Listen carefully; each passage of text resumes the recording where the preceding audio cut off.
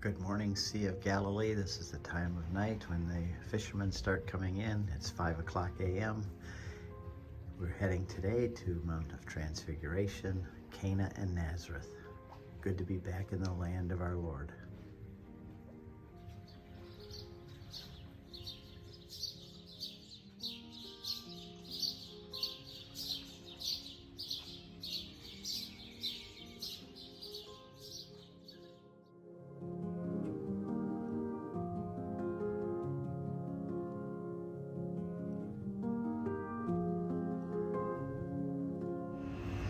Hello, Steve Ray here, and this is my friend Amr Shahada. Good morning. From Best Tours. He's been our guide in over 80 trips together. Walking Bible Encyclopedia, Nazarene. Good morning, Steve and Janet. Welcome back. We are so excited that you're back after 2 years against your will that you didn't come. You're always the first ones to bring groups to the Holy Land. But we are happy that you are back, and we hope that this continues and there's no more interruptions, because there are a lot of pilgrims that want to come, and we'll be always here to serve. It's good to be back with you, Amr. Thank you. Good to see you. Thank you.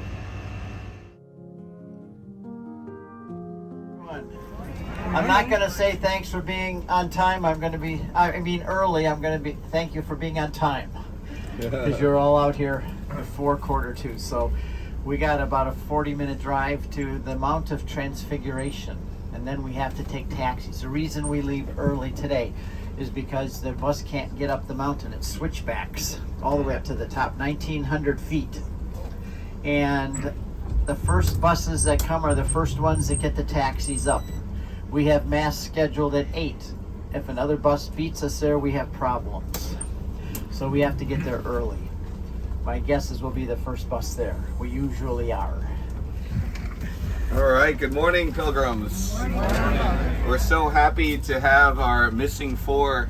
We are now complete. Yes. And what a beautiful sunrise we had this morning as well.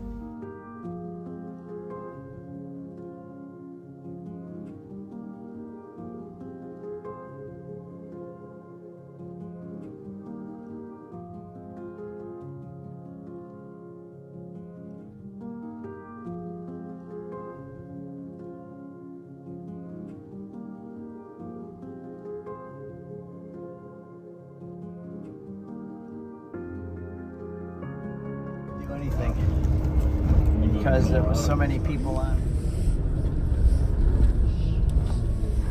Yeah, Father Robert now, but it was Father Harvey forever. Father Dave Harvey. Yes. Yeah, he retired.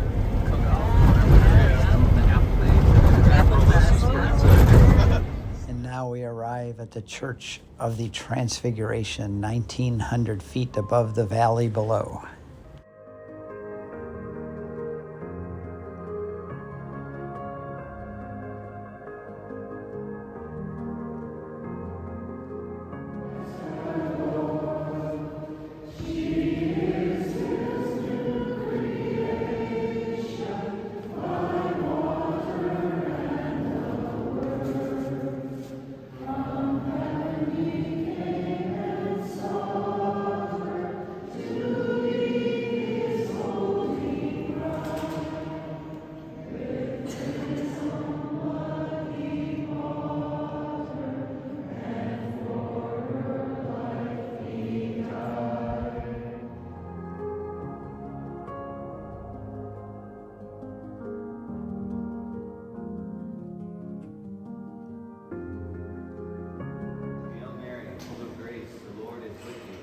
Blessed art thou among women, and blessed is the fruit of thy womb, Jesus.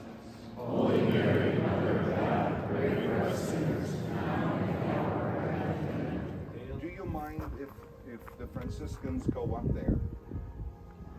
They say that they used to go hunting together with each other. So he said, yeah, go ahead and tell them they can go up on the mountain. But you know, Italians are Italians.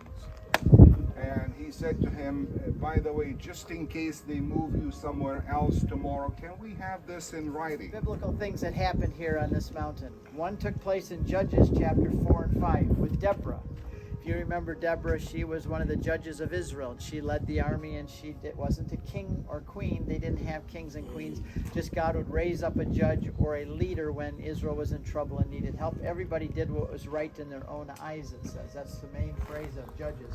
You know what happens when everyone does what's right in his own eyes. And so Israel kept getting into trouble over and over and over again. Well, one time the king of Hazor had taken over this whole, coming in to take over Israel, put them into bondage. Barak was the general of the Israeli armies of Israel, and he was stationed here. And when he saw the king of Hazor coming, he had 900 iron chariots coming across the valley. Israel didn't have chariots. They're just guys with slingshots and bows and arrows and swords. And across here comes 900 iron chariots. So it'd be like today's military with us standing there with pistols with tanks coming across the field toward us. So Barak is panicking, and he said, I'm not going to go out and fight them unless Deborah leads the army. And Deborah prays and said, I will lead the armies of Israel. It's one of those great moments in the Bible for women when men are cowards and they run, and the women step forward and take the leadership. I've learned something by being married to this woman here for 45 years. When men fail in their responsibilities, women will always step in and fill the gap. Deborah stepped in. She filled in the gap. She said to them, we're going to lead the armies of Israel. God honored her, caused the great rains to come. The Kishon River, which is down there, flooded, and it caused all that land to get muddy and mucky, and all 900 chariots sank into the mud. Sisera, who was the leader of the army, came running to a Midianite woman named Yael, just down here at the foot of the mountain. He says, quickly, we have a peace treaty together. Israel's trying to kill me. I want you to hide me. So the woman of Midian says, no problem, come on in. She took her into the tent.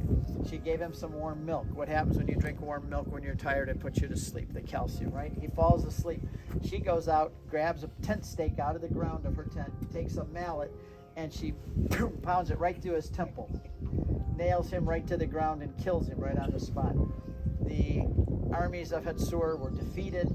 And Judges chapter 5, if you want to read a fun chapter in the Bible, it's of two women singing and chanting about how the two women of Israel, it wasn't the men, it was the two women, defeated the armies of Hazor. It's great.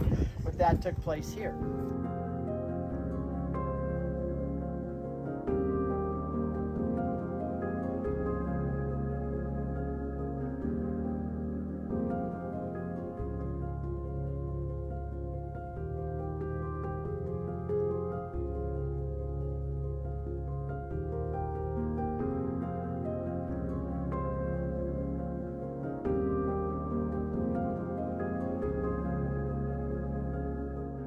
One of the highlights of the wedding church in Cana, of course, is the renewal of wedding vows. And Father Chaz did a nice job here. All the couples are renewing their wedding vows at the place where Jesus honored Mary and turned water into wine. And I'm going to have the husbands repeat after me first. Okay? I state your name. Renew and reaffirm my wedding vows to you. State your name. Once again, I promise to love and honor you. In good times and in bad. In sickness and in health. For better or for worse. All the days of my life. Amen.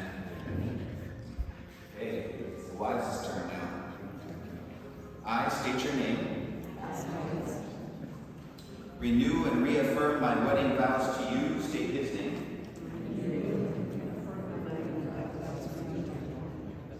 Once again, I promise to love you and to honor you.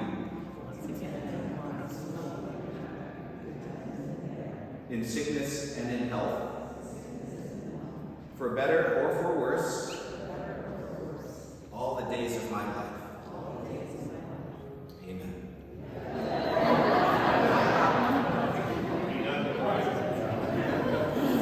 Mary, full of grace, grace, the Lord is with thee. Blessed art thou among women, and blessed is the fruit of thy womb, Jesus. Holy Mary, Mother of God, pray for us sinners now and at the hour of our death. Amen. Hail Mary. We're at the wedding church in Cana, and I want to wish happy wedding anniversary to my wife, Kay. Tomorrow will be our 45th wedding anniversary. We love her, we miss her, and we wish you could be here with us. We love you, Mom. Love you, Mom. Wish you were here. Happy anniversary. Love you, Mom. Happy anniversary. Love you too, Dad. Thank you. Congratulations. Congrats. Thank you.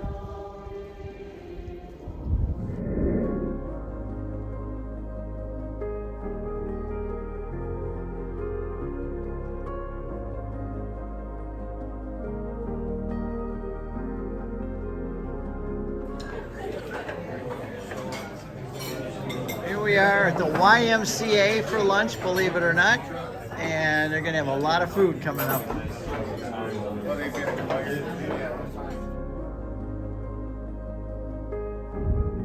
So here's our folks. We're all going into the Church of the Annunciation, also known as the place of the Incarnation, where the Word became flesh here. And here's our goal to reach this church.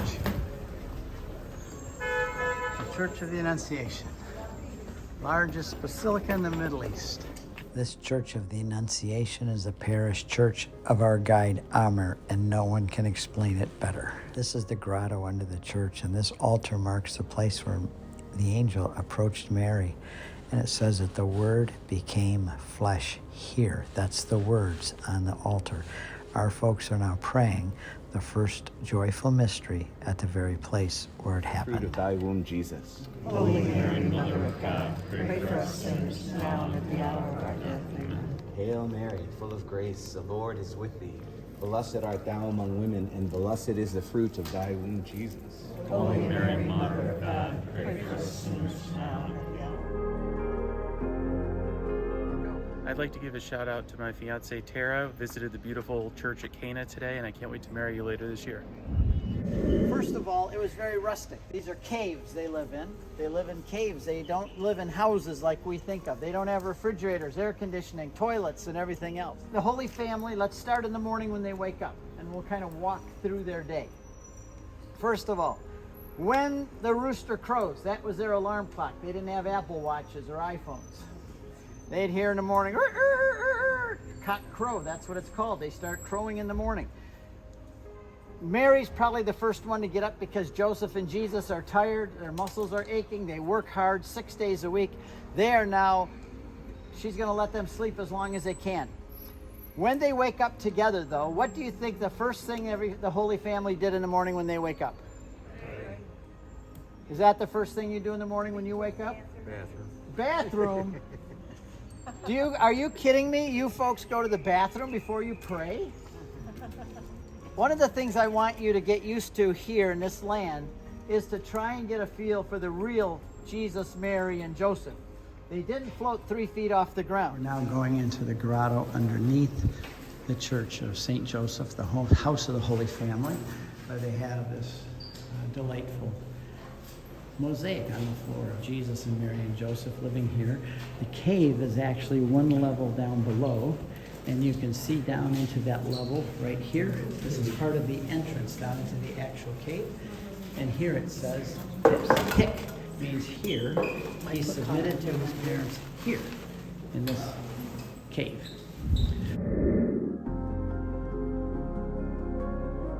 Here we are back at our Ron Beach Hotel, and it's we have a couple hours free time this afternoon for our folks. Some of them are out swimming. Look at that, out swimming in the Sea of Galilee, enjoying the water. Some are swimming in the pool. There goes one of the Jesus boats going by. We're going to be on one of those in 2 days from now. And Father Chaz is hearing confessions today, and everybody's enjoying reading the gospel, having a glass of wine, just luxuriating in the Sea of Galilee, looking across at the Golan Heights. We're going to have dinner at 6:30, and then everybody's going to get a good night's sleep, and we'll be out again in the morning. Thanks for joining us. The owners of the hotel and our good friends Mula and Eliran, and some of our folks just enjoying the sea in the free time.